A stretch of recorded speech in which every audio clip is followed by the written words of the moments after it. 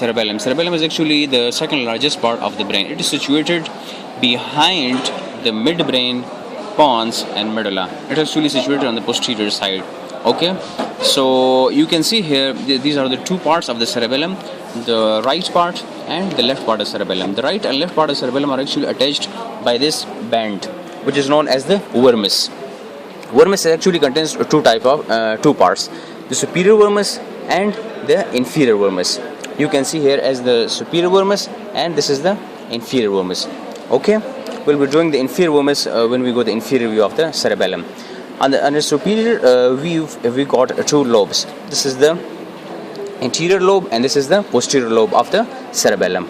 Okay, now come on, it's the inferior view. On inferior view, we have three lobes.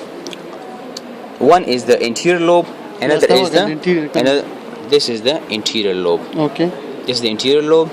The second one is the posterior lobe, and the third one lobe, which is formed here by the flocculus, and that is the flocculonodular lobe. This is the flocculonodular lobe. Okay. This is the flocculus.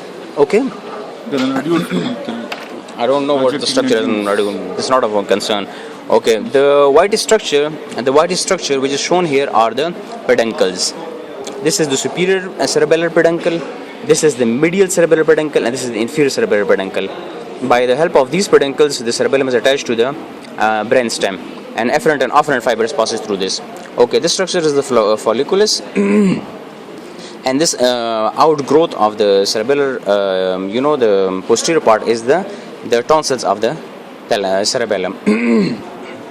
Okay, we got two notches here on its anterior side.